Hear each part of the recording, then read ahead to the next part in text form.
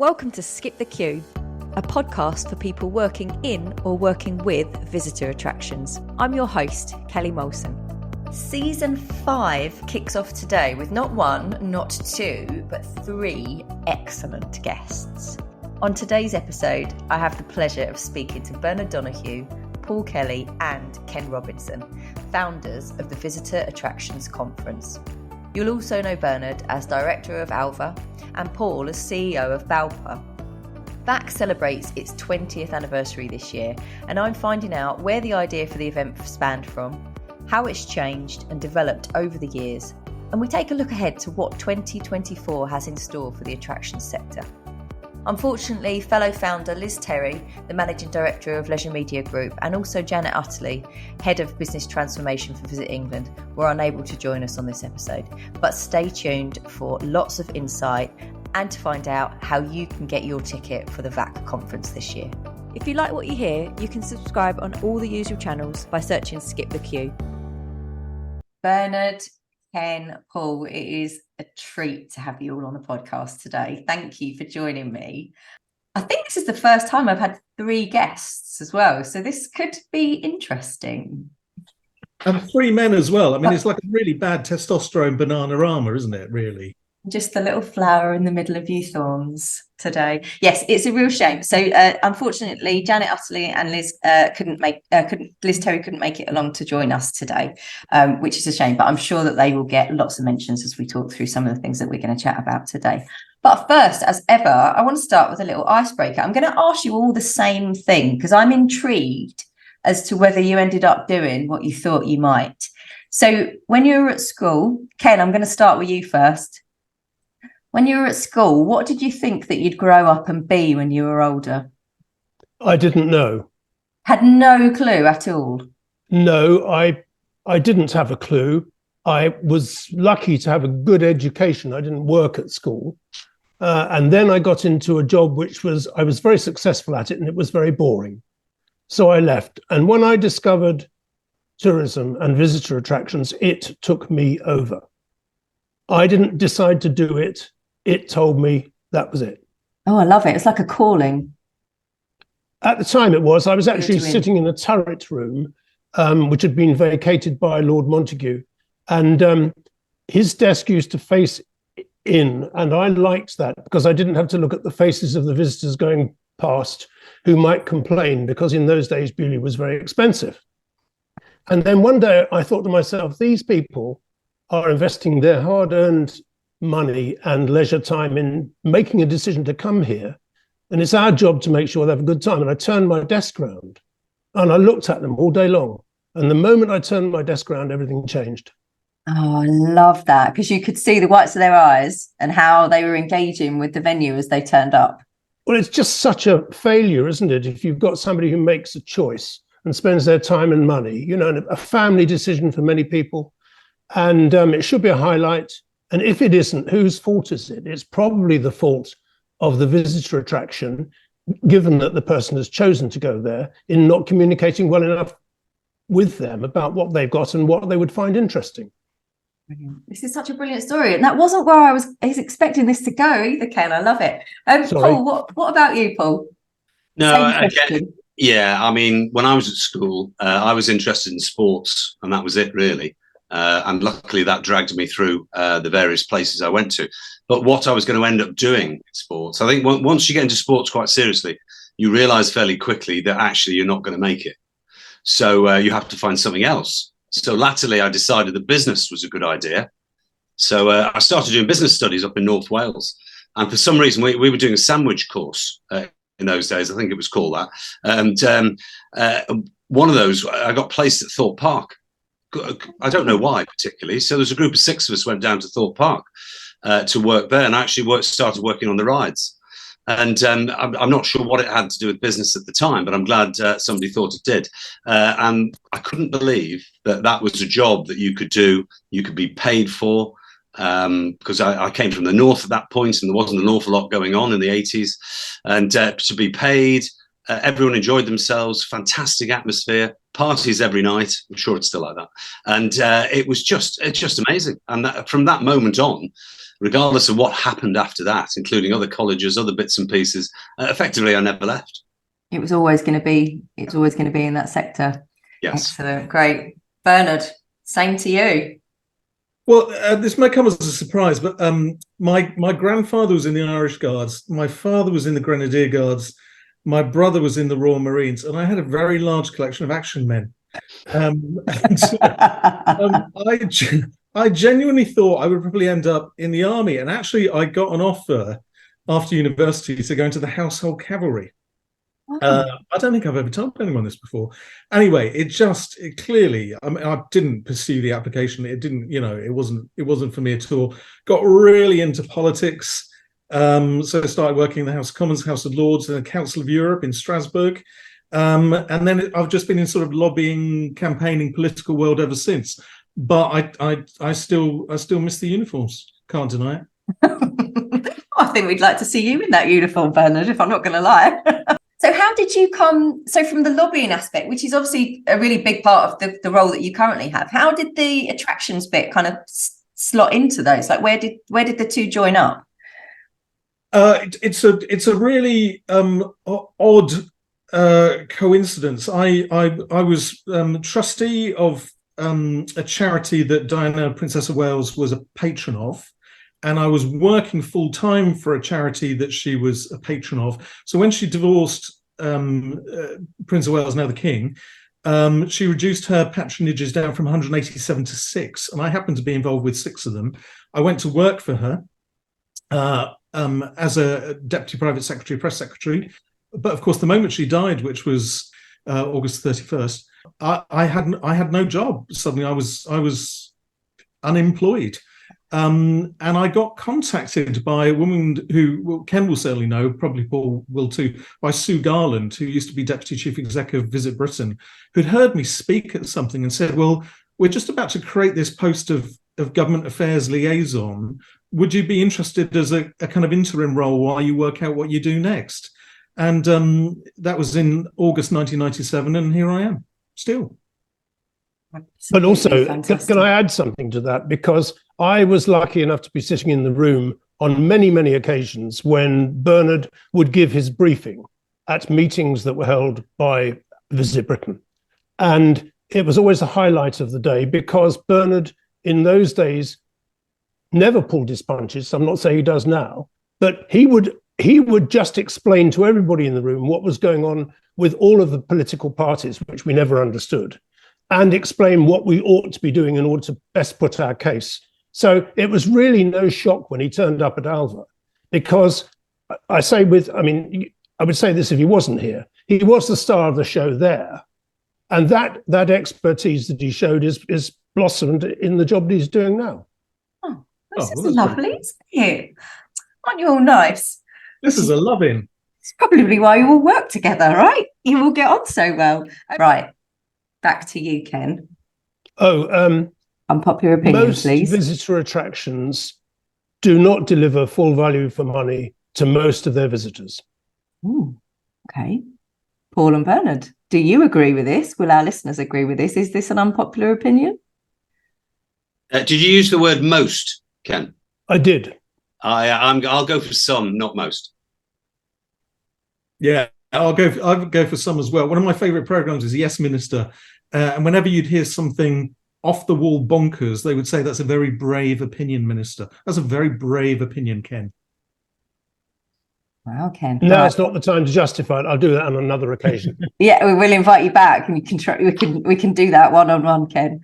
Paul, what about you? Unpopular opinion? Well, I'm guessing that anybody that's worked in a theme park will probably have the same opinion I have.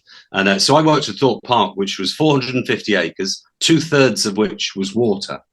And at the end of the day, when you were walking out, and in those days, that could be 9, 10 o'clock at night, it was beautiful. On a late summer's evening, calm waters, walking through a park which had just been cleaned and tidied and ready for the next day. It was fantastic. And we all had the same opinion once we were down the pub discussing the day. It's just a shame we have to let people into theme parks. Because it's the absolutely beautiful place without them there. So sometimes people let the parks down. Oh, Okay, that's a good one. That is a good one. Yeah, and you don't want to let them in to see the beautiful bit either, do you? Because then there'd be people No, there. I mean, those evenings we would then, if there was still time, we'd go windsurfing on the lakes, and there was cable water ski around the back, and it was just a shame that all these people came in every day and messed it all up. Yeah, well, I'm pretty sure that most people who've worked in theme parks aren't going to disagree with you on that one, Paul. Good one. Bernard, what about yours? I'm going to go, even though I chair a theatre and I know how important the revenue is, I'm not a fan of selling drinks and food to people in theatres because they just make a noise. I can't bear it. I mean, it depends. If it's a panto or something like that, completely fine. Oh no, it's not. And this also it kind of allies to what Paul was saying as well, which was, I don't know whether it's an unpopular opinion. I think it's probably a popular opinion. But visitor behaviour, whether it's in a theatre, a museum, an art gallery, or whatever, has completely deteriorated post-lockdown. So people's behaviour, some people's behaviour is getting worse, and it's very difficult to know what to do about it. Yes, I agree. I don't think that's going to be very unpopular at all, actually, considering some of the things that we've seen recently. Thank you all for sharing. Okay, let's get back to the serious bit. The Visitor Attractions Conference. It's 20 years old this year. If you are listening and you're not familiar with it, one, why the hell not? And two, you need to grab a ticket today. It's the leading networking and learning event for visitor attractions across the UK. And I first visited in 2019. October 2019, and it was the first sector-specific conference that I had been to. We'd been working in the sector for probably about 3 or 4 years, had never really at that point kind of gone all out on our, like, this is what we're going to niche in, this is what we're going to specialise in. So I was kind of doing a bit of a fact-finding mission, really. And I came along, and it absolutely blew me away. I think it was one of the friendliest conferences I've ever been to. I think you'd created an environment where everybody was really welcome, no stupid questions.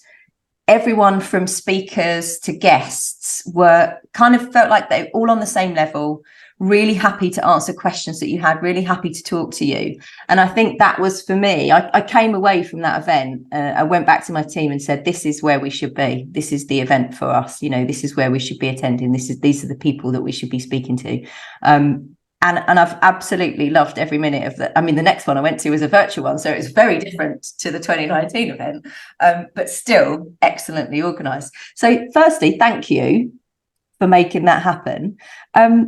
But where did the idea for the VAC come from in the first place? Like, how did this come about? So we have to remember that the world was very different over 20 years ago. Really, really very different. Not just a question of internet or pre-COVID and all those things and pre-Olympics, but just very different. And attractions in those days thought and acted and communicated in their sectoral associations. Historic houses talked to historic houses. Curators of museums talked to curators. Bishops talked to priests. Zoologists talked to botanists, but they didn't talk across the sectors. And there were two exceptions to that. One was that in Visit England or English Tourist Board, there'd always been a committee there, which was across the sectors.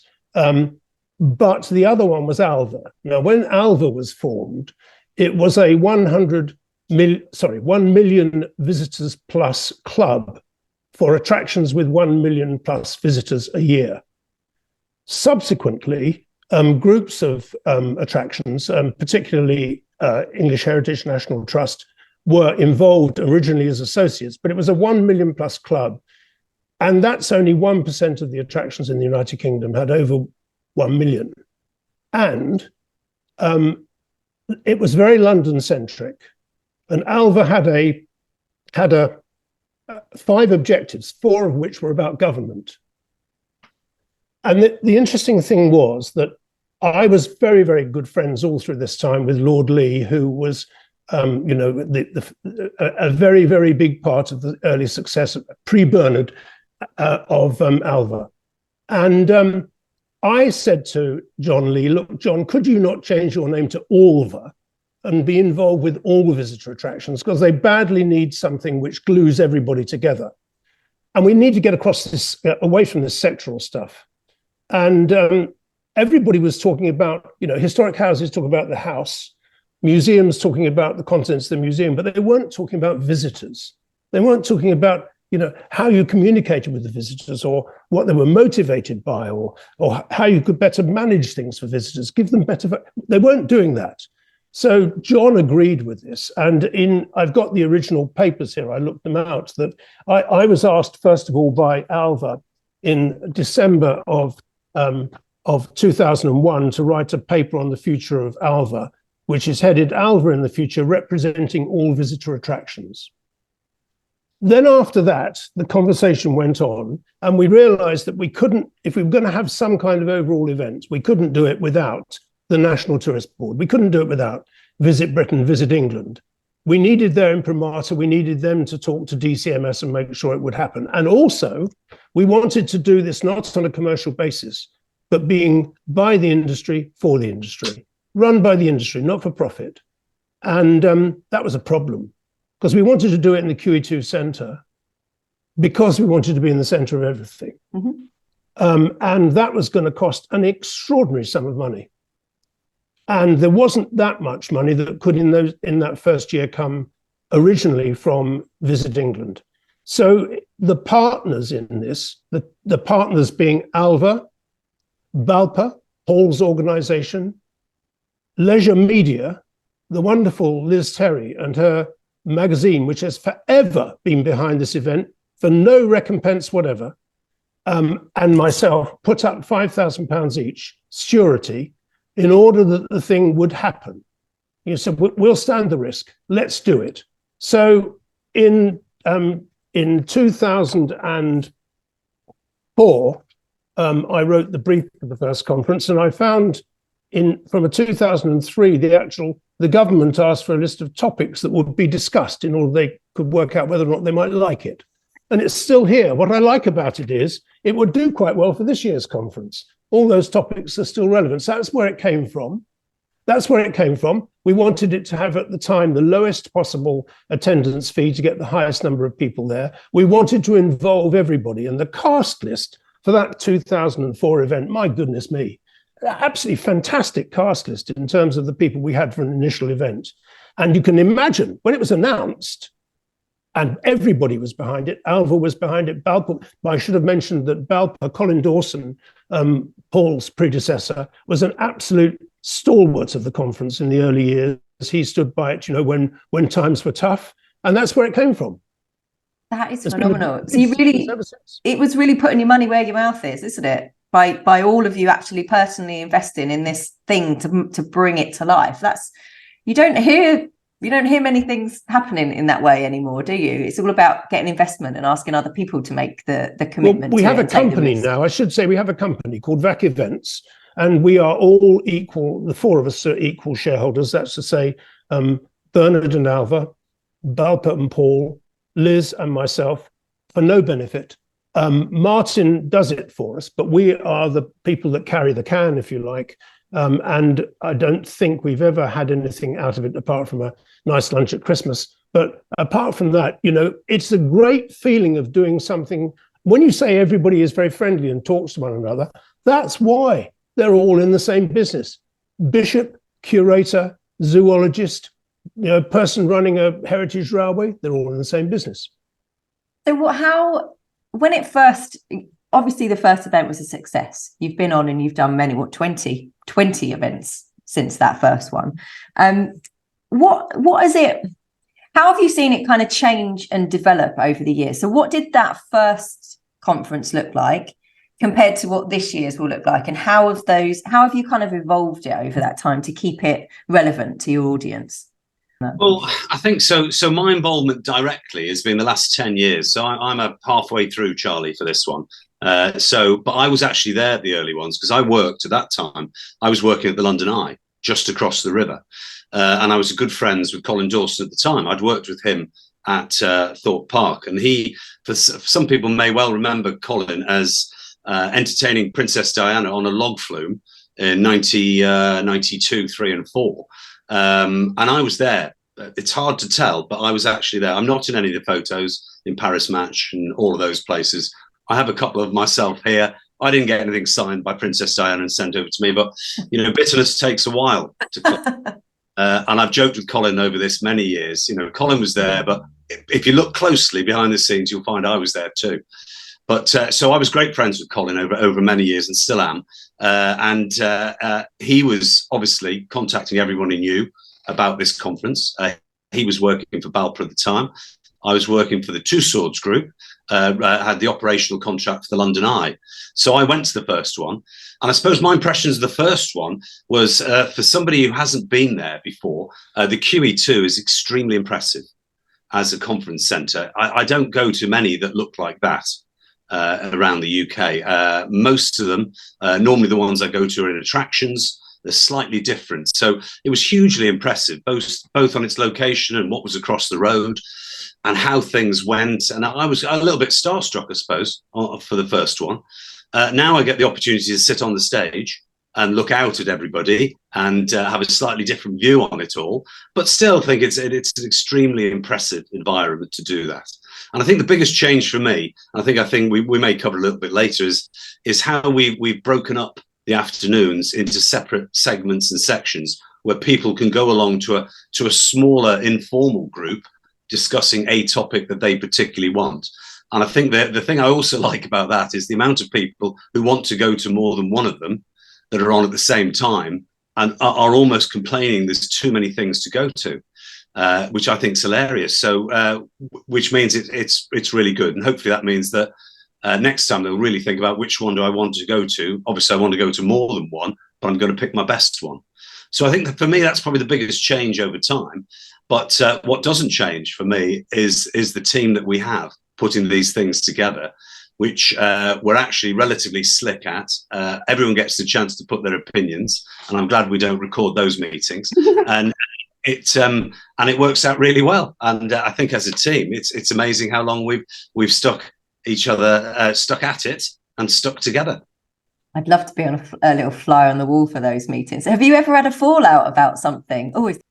Yes, we're frequently violent, which is a visitor experience in its own right. I think I pay for it. We reflect the madness that some of our visitors demonstrate on site, and so in that case, I think we're rooted in the industry. The first one that I went to was in 2011. So I just joined ALVA at that point, and the first one I spoke at was in 2012, and I've been doing the same kind of slot ever since. I do a kind of state of the nation in the morning about because ALVA obviously gets loads of data and information, and we publish all of our visitor figures and all the rest of it, and actually we collect and commission much more data now than we ever used to. So I share all of that in the kind of Donoghue half-hour copyright. What's lovely, I mean, Paul's absolutely right, is that over the last 12 years, I think, we've seen a real move from people desperately wanting to speak about their successes to being really open about what hasn't worked, and which, of course, is far more interesting and useful. So there's been a really lovely shift from people saying, no, I don't have to do the propaganda stuff. Actually, I'm going to tell you what it was like, why it was a disaster, and what we learned from it, and that's so useful. Yeah. So you do get this real honesty coming from the speakers, who know that that's what they find useful too. So why not share it? I think the other one is I do a presentation about is there core behaviours of successful visitor attractions, regardless of type. And there's about 10 of them. But one of them is the ability to foster creative partnerships with unusual suspects. So the presentations that are most fascinating for me is where a visitor attraction, it doesn't matter whether it's a cathedral or whether it's a museum, a gallery or a theme park, have teamed up with someone that you wouldn't expect them to team up with to tell the story of their people and places and collections in a new, innovating, exciting way. And those are fascinating, absolutely fascinating. So I love those. There's much, much more of that. Fantastic. Well, on that note, I want to know, from each of you, who has been the most inspiring speaker that you've had at the conference over the past 20 years? Ken, let's start with you. Who do you think would be on your list for that? Okay. I had to look through the programs going back to 2004 and came up with the following names, which surprised me, actually. I think originally our first most inspiring speaker was Simon Jenkins, the columnist of the Times, who had very, very strong views, which didn't necessarily agree with what government and others were doing. He did give a very inspiring presentation. And then there are some people who perhaps we would expect less. The single most surprising speaker was somebody called Tristram Mayhew, who titles himself as the chief guerrilla of Go Ape. And in a room full of suits and quite smart dresses and trouser suits, Go Ape shambled onto the stage in a khaki shirt and proceeded to explain how he'd done things differently. And frankly, it was riveting. We also had a chap called Tony Berry from the National Trust, who gave presentations. His first one was just stunning. And, you know, in the days when HR was less popular, Tony Berry would tell you why you should be interested. And he was absolutely amazing. And Sue Wilkinson, incidentally, of the National Trust, who was the person responsible really for dragging the trust from its sort of old form to its new marketing-orientated, thinking about its supporters' future success. That she was terrific. And the other person I would mention, another Tony, I don't know whether they're all Tonys, there's Tony Butler from the Museum of East Anglian Life, who again, you know, came and spoke. When Bernard was talking about people talking about doing things differently, and it inspires you.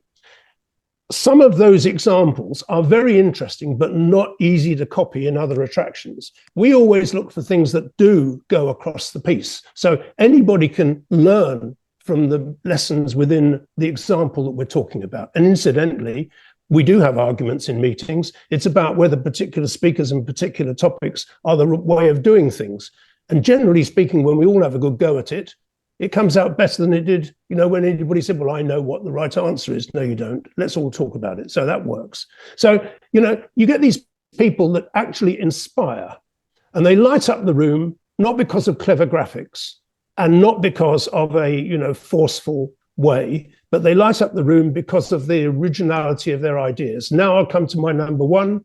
I'm sorry about this because he's sitting on my screen down there, and that's young Bernard, who since he joined our, there you go, that's the top half that works. You should see the bottom half doesn't work. He's just had pins put in. Just for our listeners here, Bernard is given a little, you know, a little muscle strong arm salute on screen here. Bernard combines the latest immediate knowledge of talking to people across the industry with an absolutely amazing gift of the gab, with a power of communication, and he's unstoppable.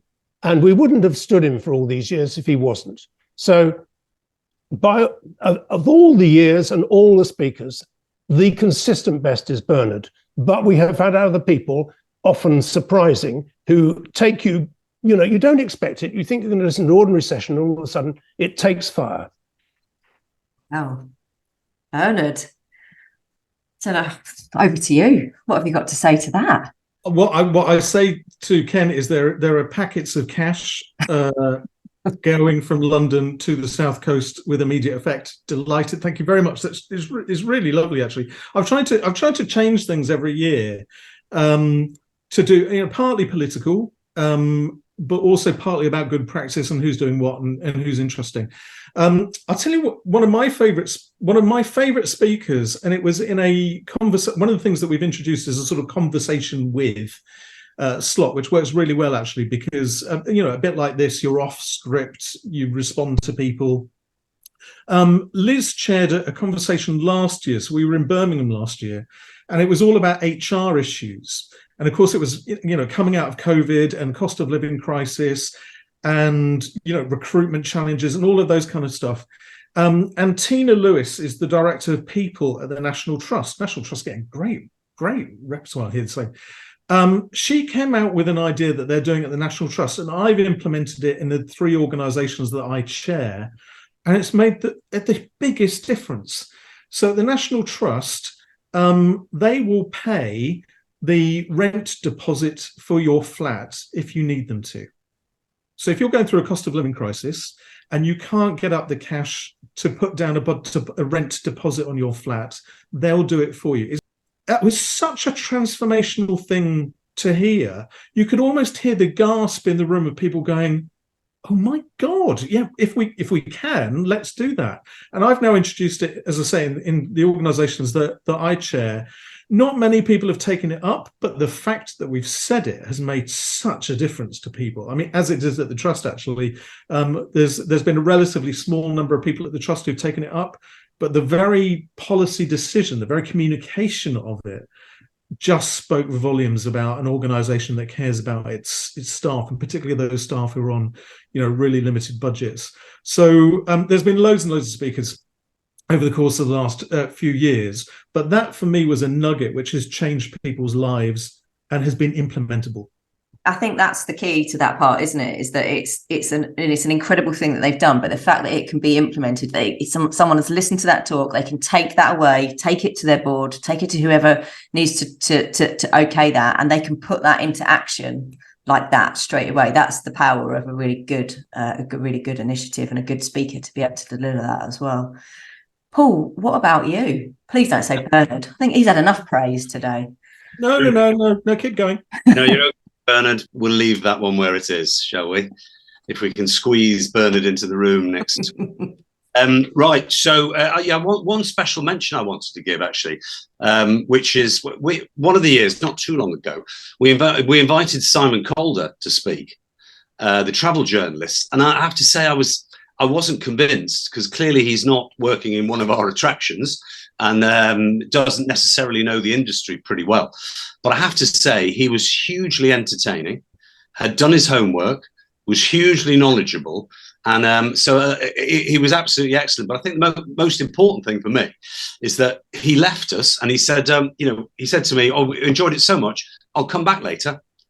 And I said, "Yes, of course you will." So he went away and he came back at the end of the day to talk to all the people that he'd seen early in the day, because he loved the atmosphere. And he wasn't required to do that. And he came along. And for that, I have to put a special mention in, one, for myself to actually listen to the others when they say this will be good. And secondly, for him for actually, doing a bit and actually coming back later. And he was a fabulous addition and outside of our industry. But so my inside the industry one is somebody I ended up working with because I was with the Two Swords Group. And then they were bought by Merlin, with Nick Varney and his merry men. So Nick and his team had obviously been in the industry a very long time at this point, and had dipped in and out of theme parks and attractions. And so, but Nick didn't actually do many talks. You wouldn't actually hear him speak about too much. I'd heard him speak over in the IALPA trade show held in Orlando every November, and he was absolutely brilliant. And then Ken managed to get him to speak at VAC one year, and again he was absolutely excellent. And this fits in nicely, because now that he's Sir Nick and he's retired from Merlin, he's speaking again this year. So I think that will be really interesting, because he's absolutely excellent. That is going to be really guys, good. Just to show you that we know what we're doing here. This is 2004, okay, and it says here. The recipe for success. Nick Varney, Chief Executive, will talk about the components for commercial success. And that's before. So we've got him first, and look what happened. I'm really looking forward to that interview, actually. And I think, like you, Paul, it would be really interesting to see how he differs now he's kind of outside of the sector. And like you say, maybe he's a bit more relaxed. And I think that the format that you've got him in, so that's the interview with Liz, isn't it, on stage? I think that's going to be a really great format as well. I've seen that work really well in the past where she's interviewed people, and it just feels really comfortable and really conversational. I think that brings out the best of people. So, Kelly, do you want to know who's been of most variable quality? Oh yes, Tourism Minister. I mean, without doubt. I mean, we've been going 20 years now, and therefore we've had 20 tourism ministers. Yeah. Had one a year, like Christmas cards. And some of them have completely got the industry, completely understood it, delivered a barnstorming speech. And then the next year you'll get, the annual tourism minister pop up, and they'll read something flat, banal, uninteresting, and we're so torched by the experience that we don't invite the one next, the following year. So, tourism. We're always banging on about this. Tourism is very, very good at job creation. In fact, we've created 20 tourism minister jobs in the last years, but they are of variable quality. So the best we ever had, Bernard, I think by far, was John Penrose, when he had completed his review of the industry and had got very clear views, which he put to government. Unfortunately, government didn't do it, as they usually don't. But he was good and people liked him and gave him a high rating. I think the next best was probably Margaret Hodge, who was very good and spoke from the heart. But as you say, when we look at every year, we look at a rating of every speaker. And at the meeting after the event, we go through those ratings and decide, those that got good ratings, why did they get it? Was it intrinsic to their character, their nature, their topic? Was there something special? And those who didn't, why was that? Was it our fault? Did we not brief them properly? Or was it never going to be any better? And that way we managed to manage the conference so that, the attraction sector, we sometimes forget that over half of all visits to visitor attractions in the UK are free of charge. We forget that that the majority of visitor attractions are medium and small businesses. We forget that there are charitable and commercial attractions. We must be able to bring this whole sector together and move our thinking forward in the way that Bernard has just explained in terms of what he does with ALVA. And the other thing that Bernard mentioned was ALVA's research now. Now, 20 years ago, that wasn't the case. 20 years ago, you had to wait until the annual book came out from Thames Tower and then eventually from the centre of London. Look to page 16, and there would be numbers, but very little interpretation of what those numbers meant. Now, Bernard is behind much of the work that is done now with ALVA, but the key to it is it's not just numbers, it's interpretation. And because of the communication skills, when ALVA put out a message, it is interpreted. It says why it was a successful year or what was mitigating against that. And that's so important in trying to move our case forward. But it's important in improving the content that you give your audience at the conferences as well, right? If something isn't working, you've got a process of evaluating why that hasn't worked and how you improve on it for the next one. Let's just focus on why should people attend VOC this year? What is in it for them? What's on the agenda? What have they got to look forward to? And how can we get them to book a ticket? Cool, let's start. Bernard? I'll happily go first and go quite niche, actually. One of the things that I do now outside of ALVA, or because of ALVA, is that I co-chair the advisory board for Visit London, so essentially chair the London Tourist Board. And I do that with Kate Nichols of UK Hospitality. And we created the London Tourism Recovery Group during COVID. So my suggestion would be Sadiq Khan. So we've managed to get the Mayor of London to come along and speak at this anniversary conference.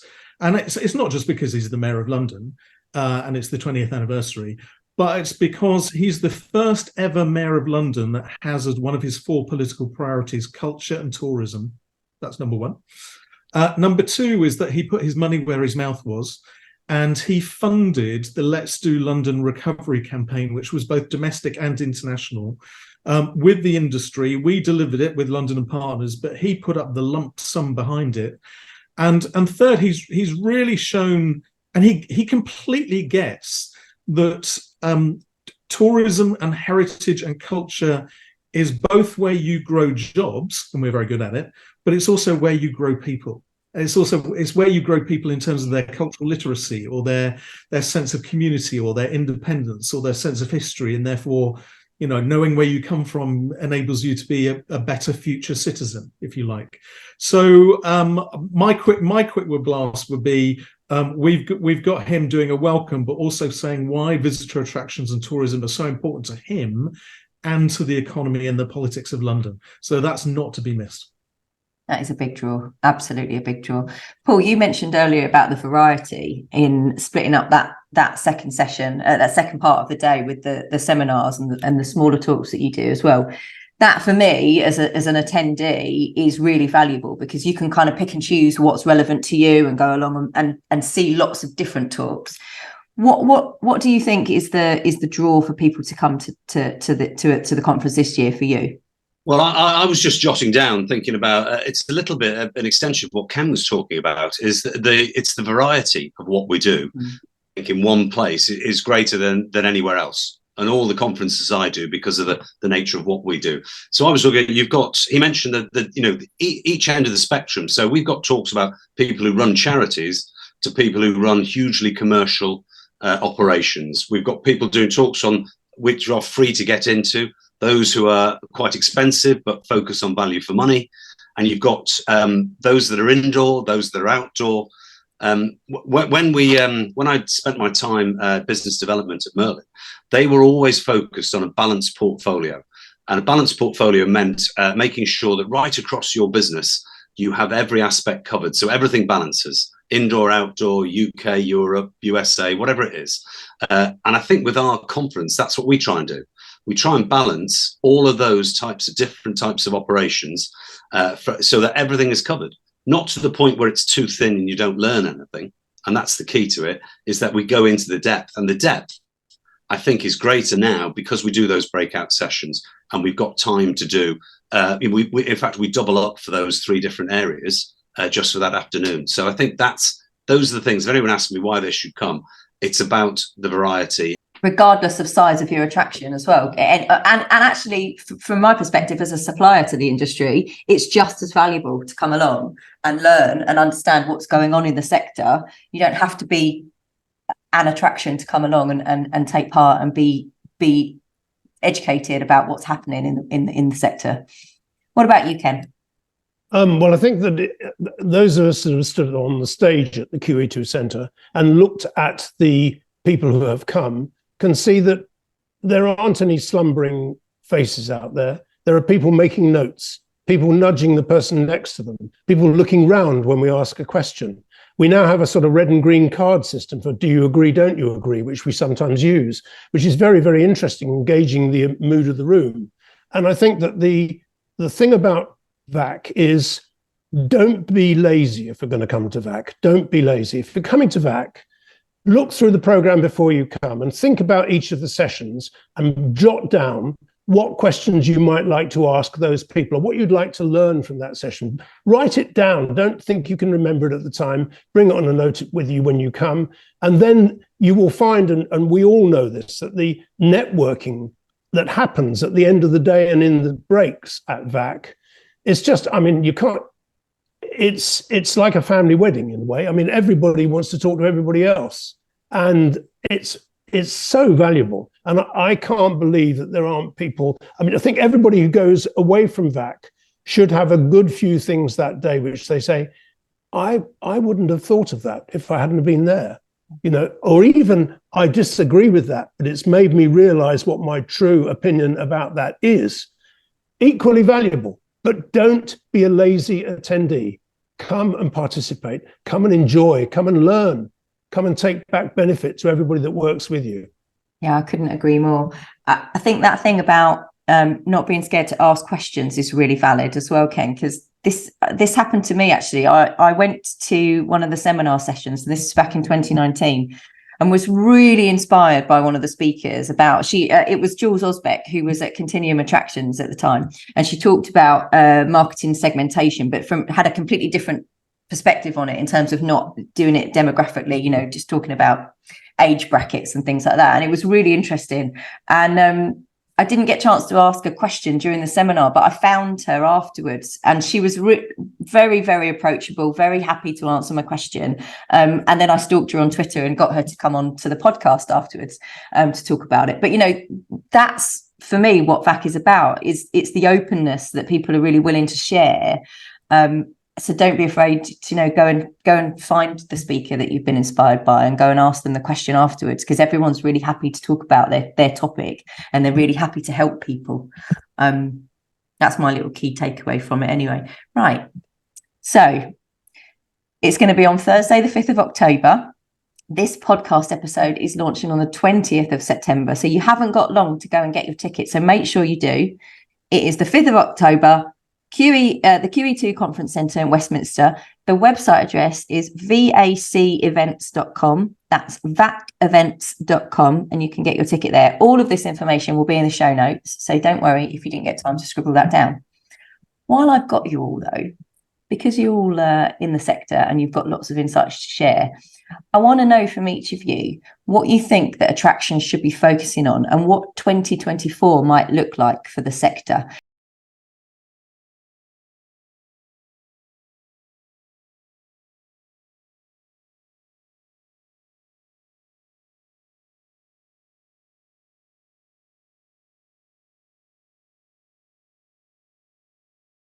Paul, what about you? Start with you. So I've been chatting to some of our operators. We have some very large operators around the UK, asking them how it's going. And unsurprisingly, and you could have said the same question 20 years ago, what's our biggest challenge? It's the weather. It's not actually the cost of living crisis. It's not COVID. You can put plans together for those things and you can work on it, but the weather always is a little bit of a challenge. So this summer, in inverted commas, has been quite hard to focus on what we can deliver. When the days have been half decent, actually we've done quite well. We always do relatively well certainly in our sector. I'm sure the others will agree, in a recession. So the key seems to be, and I'm going to put it out, I haven't quite found the right words for it, but I'll develop this once I've spoken to a few more. What every attraction for me has to have is an opportunity for people to downgrade what they did slightly. What they're doing is they're ringing up and saying, can't afford to do this. Have you got something that's almost like that? But, whether it's a slightly different experience, less time, one day less. So whatever the packages are that people are offering, there has to be one rung lower than it was before to still encourage people to come along, because they're not able to reach the same heights at the moment that they did previously, but they still want to have that family experience, that day out, create those memories. All of those things are still relevant. And if you don't have that opportunity, then they'll either go elsewhere or they won't go. So again, it's managing. So I'm not talking about huge discounts. I'm talking about being relatively clever in what you package and what you put together to make sure they still attend and they still get what they perceive to be value for money. But unless you have that option, then I think they won't come. Great advice. Really great advice, Paul. Thank you. Bernard, what about you? Like Paul, actually, especially since lockdown ended, but actually for about the last 5 or 6 years, I've noticed a particular thing, which is where visitor attractions have got reserves, and that's a big if, by the way, particularly in the course of the last couple of years, but where they've got reserves, the number one thing that most of them are putting those reserve investments into are all year round all-weather play facilities. So it comes back to Paul's point about kind of insuring yourself against the excesses of the weather and making sure that you're still particularly a family attractive visitor attractions. That'd be one. Second is cost of living crisis, certainly for the average customer, but also the energy costs for visitor attractions too. I mean, just crazy amounts of money the visitor attractions are now paying in terms of heating costs that they can't, if you're a zoo or an aquarium, you can't turn down the temperature of your botanics. It's you're a living botanics, you're a living reef. So we're going to have to find some way out of that. And that means that actually for many organizations, it's going to be as financially challenging over the next 12 months as it has been over the last 2. And then I think the third, and this is a continual for me, and Kelly, you and I have talked about it before, but it forms the last session of the day at the VAC conference, which is diversity and inclusivity. And my feeling is that every visitor attraction should be critically honest about who comes, who doesn't, why they don't come, and what are you going to do about it. And in particular, those organisations who are in receipt of government money or public money, or who had COVID loans from the UK taxpayer, if their visitors don't look like the community in which they're housed, they have a moral question at the heart of their business. That's it. If you want to take public money, you need to have an audience that looks like the diversity of the public. Yeah. And that's a challenge. I get that. I completely get that. But I think that making sure that we are as accessible in every conceivable way, economically, physically, accessible to people, and that they see their stories and themselves reflected in their collections and people and staff and volunteers and board members.